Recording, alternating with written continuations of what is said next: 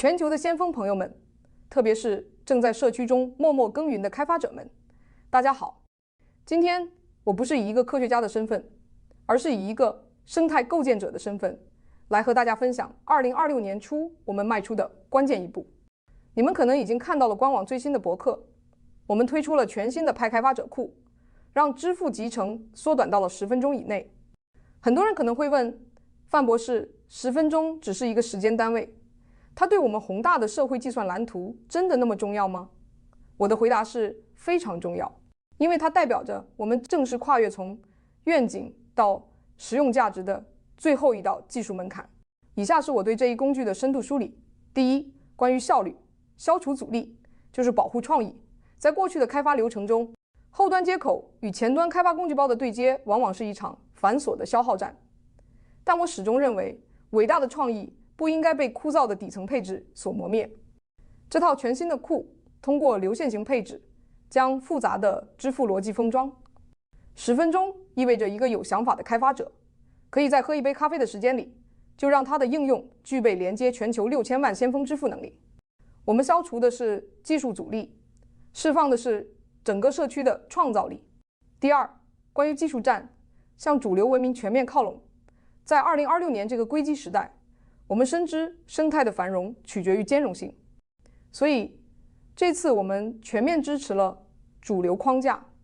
这意味着，无论你是传统互联网的资深开发者，还是分布式网络的原住民，你都可以无缝地将你的商业逻辑平移到Pi生态中。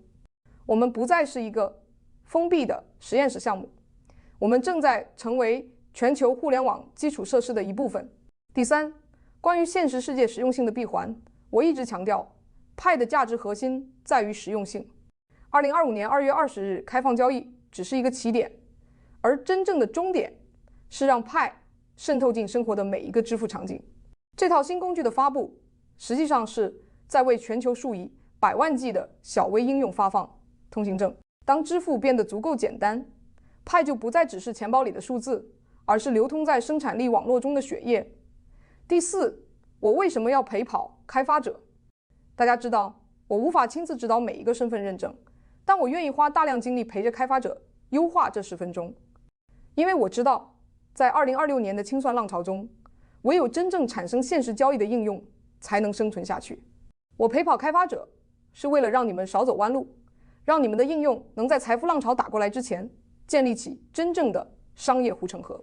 最后，我想对开发者说，工具已经准备好了，文档已经放在了那里。我曾说过，未来的路我们需要一起往下走，而现在路基已经铺好。我期待在Pi浏览器的应用列表里看到你们用这10分钟创造出的奇迹。别嫌我唠叨，在这个快节奏的时代，行动力才是普通人唯一的生存底牌。去构建吧，去连接吧。接下来是演示视频，大家可以通过视频了解更多信息。Welcome to 10 Minutes to Transactions, where we're going to show you how to add Pi network transactions to your app. We're first going to set up your app in the Pi ecosystem, and then we're going to create a Rails app with a buy button that is implemented both as a stimulus controller and then a React component. And then we're going to turn to another framework and create a Next.js app with a buy button. Each one of these implementations is going to take you less than 10 minutes to be able to get your applications to process Pi transactions. All right, let's get started setting up your app so it can be used in the Pi ecosystem. You're going to need to open up your Pi mining app and then click on the hamburger menu in the upper left-hand corner of the screen. It's going to show you a list of options. What you need to do then is click the Pi utilities. That'll bring you to a screen that has 6 icons on it. We're interested in develop. And when you click on that, that's going to bring you to a screen that lists all of your apps. You're going to then need to press the new app button, and that's going to start the process of collecting information for your new app. So we go to this create app page. You need to provide an app name and a description, and you're going to stay within the Pi testnet network. You click submit. That's going to bring you to the screen for your app. And then what we're going to do is going to have you hit the configuration button. That is going to bring up a bunch of configuration items that you need to that you could provide. The two key ones you need right now are the app development URL. This should be something like HTTP localhost and a port number 3000. And you need to provide a external URL for it. At this point, just put something in there that has HTTPS and it looks like a valid URL. Once you're done with that, you can then submit. And then what's going to happen is you're going to get back to that that screen for the app, and then you're going to need to do two things. One is set up your wallet for this app. So you just go ahead and click on wallet and then follow the instructions. It's going to ask you to save some stuff. So and then make and assign a wallet for this app. Likewise, you're going to then need an API key.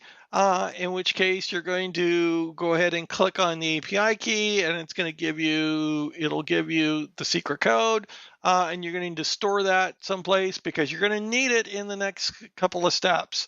Once we now have everything ready to go on the Pi server side, and what's going to happen is that once we start working with the sandbox, the sandbox on its first time through, it's going to ask for you to authorize the sandbox. It'll put up a sequence of letters and numbers. You need to go back to your Pi utilities screen in the mining app, and down at the bottom of Pi utilities, you're going to see that little authorize sandbox link. You're going to click on that, and then you're going to copy your letters and numbers in there. And once you click the button there, give it a few seconds, and then you should be able to access your app through the sandbox. All right, now let's turn to our first app. We're going to build a basic Rails app. So we're just going to start off with a nice clean app. So we're going to say Rails new TMTT for 10 minutes to transactions. And this is going to go on and do its thing. And then what we're going to do is we're going to go down into the project directory. And then we are going to need to add a gem to our gem file. So what we're going to do is we're just going to add the Pi SDK Rails gem to the gem file. And then we're going to do our bundle install. Okay. Once that's finished, then we're ready to actually install the Pi SDK app. And we do that with Rails generate Pi SDK install. Okay. This Pi SDK install will set up all of the necessary components for providing a vanilla stimulus controller. Okay. So adds all of that in there. All right. And then we are going to just make sure bundle install. Make sure everything's okay. We'll actually even do a yarn install here just in case.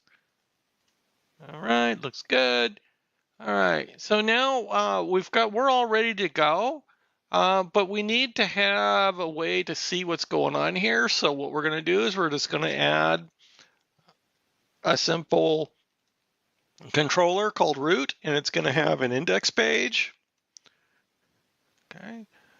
And then what we're going to do is we're going to need to make sure that our Rails app is going to send us to that index page. So we're just going to edit the config routes. And now what we need to do is we need to just be able to go to the, we need to add a button at the end of our root index. So we're just going ahead and cat into that index file. So we're just going to add a div with a data controller and a button, and all of that should be used by the stimulus system. Okay. All right. Now what we're going to need to do is we're going to need to load up our secret API. So you're going to need to have something that you're going to have to define an environment variable that has that API in it. Okay. It's going to look something like this, just Pi API key. You're going to get that from the Pi developer page. All right, now at this point, we should be able to say, go ahead and run our controller from here, our application from here. So there we go, and it is up and running. Now let's take a look at our app and see it run through the sandbox. In order to do that, what we're going to have to do is we're going to visit the sandbox at mindpi.com, mobile app UI app, and then the name of your app. And this one is TMTT demo. And once we get that, then what it's going to do is it's going to actually, as we said, set it up to read from localhost 3000. We get our root index that we built, and there's now a buy button. This button normally starts off disabled and only becomes enabled once the app has authenticated the user and is all ready for transactions. So now that it's activated, we can go ahead and click it, and now we should be able to start processing a transaction. Since in the sandbox we don't have a biometric option here, and so what I'm going to do is I'm going to copy in my passphrase, and so when I do that, then we're going to disappear a little bit, and then I'm going to come back with the next page, because I'm just going to go click that purple Pay with TestPi, and through the magic of editing, we'll be done. Okay, now we are back. Okay, now it is time to go ahead and send that payment in, and then we'll go ahead and click that, and then the transaction will complete, and we've got our payment succeeding. And then we go ahead and we're back to our original page. All this engine does is it allows you to build that buy button and provide the front end and back end hooks that are needed in order to make it happen. You can find more documentation on how you can customize this in the README for the Pi SDK Rails.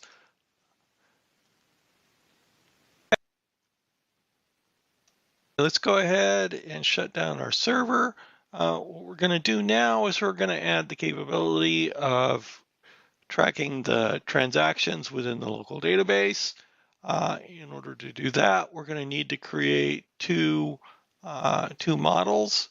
The first of them is a user model, which is going to be here. We're just going to have an email in there for now. And then we're going to also have an order model, okay, which just in this case just has a description in it. It's going to be more complicated as you need it, or you can be using other models as well. But to take care of the transactions themselves, we're going to generate a Pi transaction model. Okay, it's going to hook up to the order and user models, or whatever tables that you're using yourself. You can set those as arguments to the generator. Okay, so now we need to do Rails DB migrate. So now we get a bunch of fun things in there. Now we can go ahead and go to bin dev, run our server now. And so we're going to come back to go ahead and restart this. Okay, so now we're going to go ahead and do another buy. Okay, and now I'm going to do the same disappearing act. Okay, so now we're back. I'm going to click send, and then we get to see the payment, and we're back. But now let's go ahead and look at our server. We've got a whole bunch of database activity, and so now what we're going to do is we can go ahead and take a look at some rake tasks.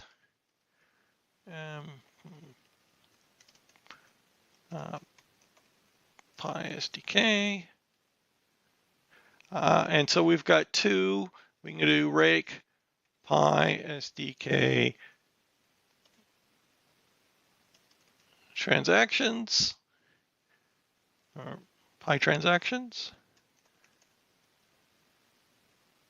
And what that's going to do is list out the transactions. So there's an ID, and then we have a payment ID that refers to the blockchain, and we have a state. The transactions can be in different states.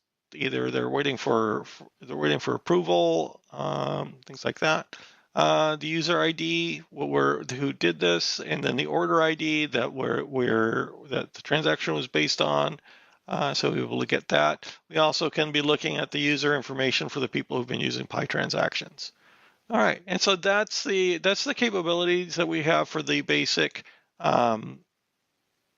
for the basic Rails. We can also then come up and we can actually build a React-based Rails app as well. And so what we're going to do is we're going to start off with a brand new Rails.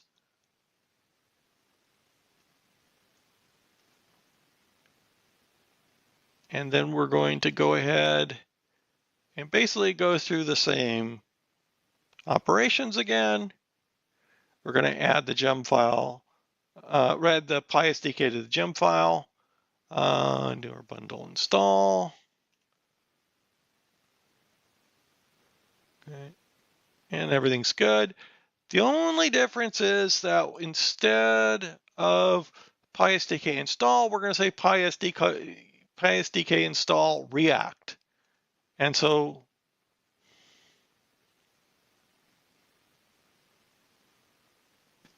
now that we have our React-based server running, we can go ahead and load it up.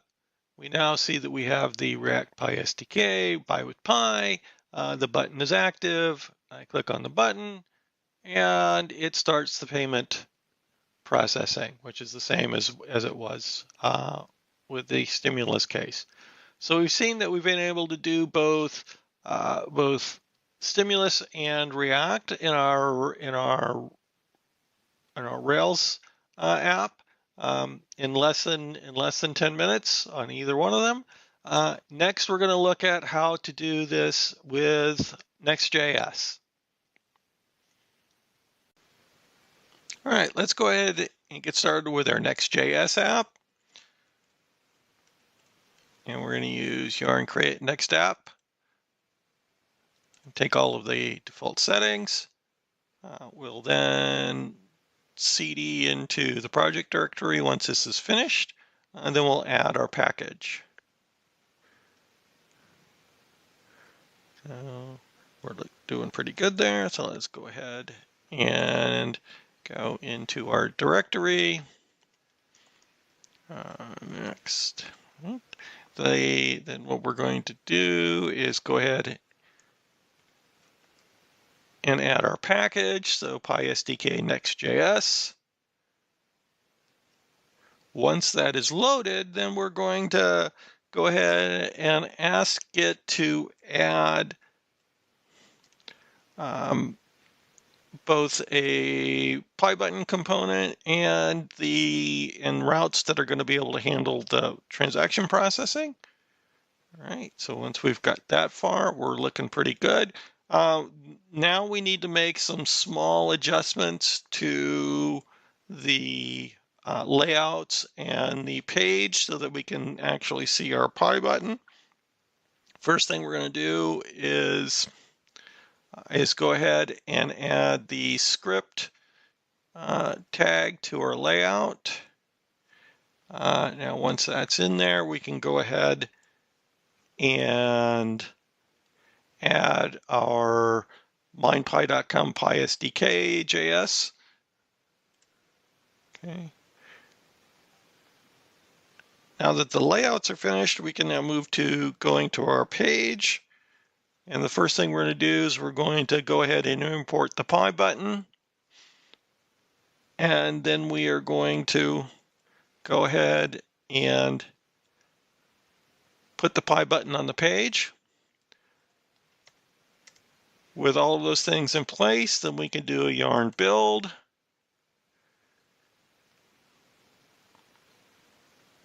Okay. And then we can go ahead and start our server. And there it goes.